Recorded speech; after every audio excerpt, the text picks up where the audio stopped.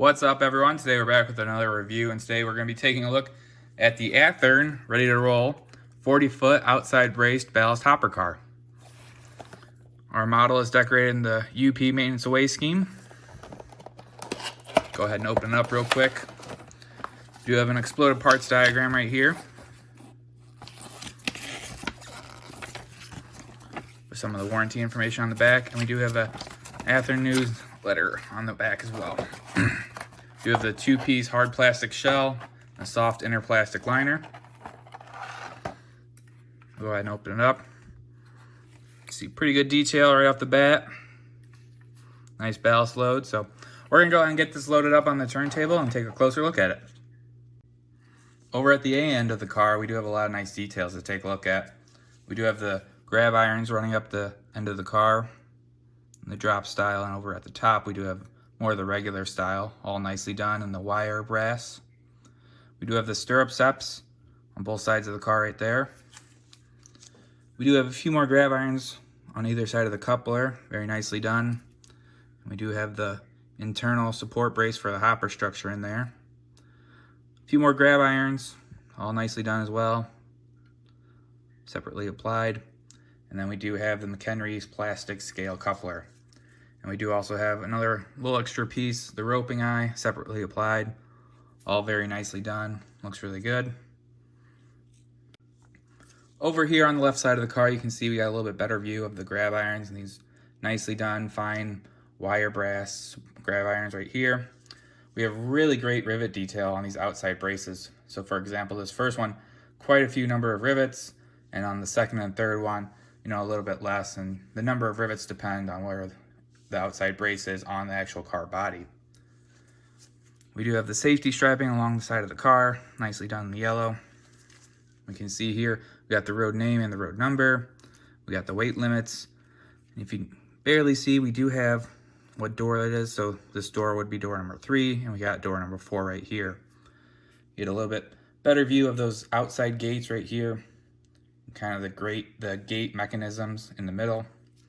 We do have the UP Shield Herald, really nicely done. We do have the car information over here on the right side. You can see this car was built in February 2001. And coming over to the other side of the car, we do see we have more drop bend style grab irons and more of the normal types at the top. And got another view of this stirrup step over here to the right. Looking over at the B end, we got a lot of nice details as well, starting with the separately applied brake wheel. We got the brake chain going down to the brake cylinder over here. Nicely done. Brake platform, stainless steel or brass. I think it's brass actually.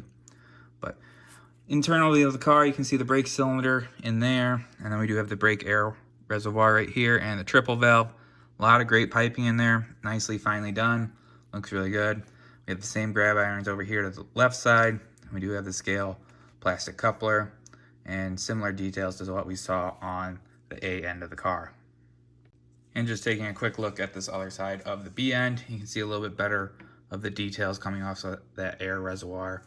And then you can see the air line coming on the underside of the car, and we do have little support pieces for the actual brake line.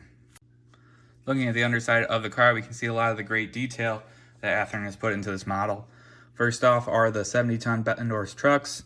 They do have the nice internal brake shoes right here. Looking over here, we can see the actual trainline air hose coming from the internal portion of the car, running down the side of the car. We do have the 2 support eye bolts right here and here, and it runs down and creeps right back in there. And then we do have really good access to the gates that we can finally check out. And you can see all the nice rivet detail along these gates. Kind of a little bit better look at the mechanisms that actually would be to operate the gates, even though they are unoperational on this car. And then we do have the metal underframe here as well, and that's screwed into the car body. Looking at the top portion of the car, we do see we have a nice ballast load. It's just in a solid gray plastic color, and that piece is removable. And then once you take the ballast load out, you can see we do have the weights, keep the car nicely weighted over the trucks, and there's not a whole lot on the internal portion of the car. a little bit more easy access. So you could take the plastic ballast load out and add your own load if you so desired. All right, so we'll take a quick look at the coupler height over here on the A end of the car, and it's pretty much dead on. Camera shows it a little bit low, but I can't get the camera low enough to actually get a level reading. Let's take a look at the Bravo end, and it's a little bit high, probably about 10% high. So one's right on the money, the other one a little bit high.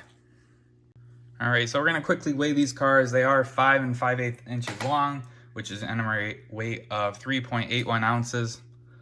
We'll go ahead and put this on the scale, and it's 3.35 ounces,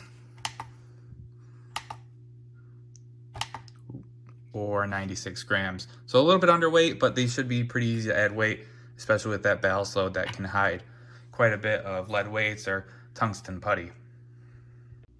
These cars are available in single car packs, or if you want a little bit more, they are available in the 4-car packs.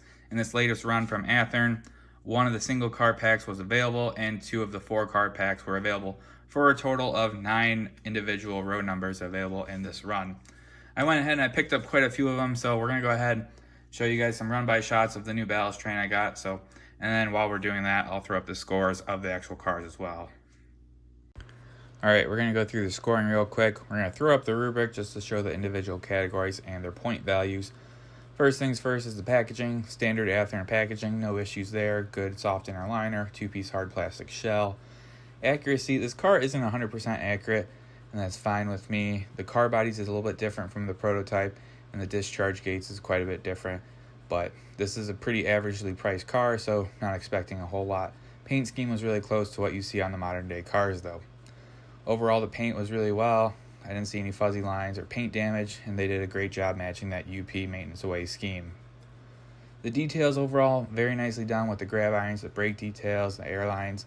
The discharge gates are a little bit different from what you would see on your modern day UP maintenance away ballast cars. And the interior details on that interior of the car body was a little bit poor. I thought they could do better with some interior bracing or just more dividing gates overall. For the couplers, trucks, and wheels, I took away 1 point for the high coupler on the Bravo end, 33-inch metal wheels, and you have the scale plastic McHenry couplers. For operations, I did take away 1 point for the underweight model. Might have some issues, but overall they ran really well for me. And for the value, I gave it a 10 out of 10. I thought these cars are a great starting point if you want to do super detailing, and they're a very fair price for the details that come with the cars. And overall, I just thought they're really good. And the miscellaneous, like I just said, very nice detail, nice modern day UP maintenance away scheme. And it's not exactly what you would see on the UP maintenance away, but it's a very nice representation, and the paint scheme is a very close match. All right, so when we tally up all those points, we get a 91 out of 100, which is an A- on a report card. And taking a look at comparing it to the other models I've reviewed, it's about mid-pack, falling in about 7th out of 12 cars.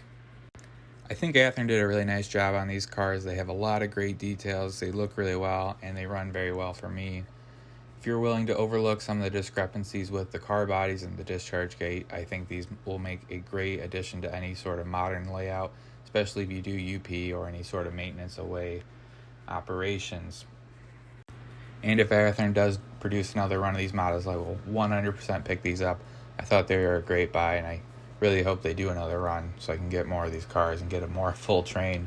But overall, I thought they were just a really nice car and very nice detail. So that's all I got for right now, guys. Tell me what you guys think if you plan on purchasing these up. Take a look at some of those other paint schemes. I know that CSX one looked really cool, and some of the Alaskan Railroad looked really cool as well. So tell me what you guys think. Comment, rate, subscribe, and we'll see you later, and we'll leave you with the run-by shot. Thanks for watching.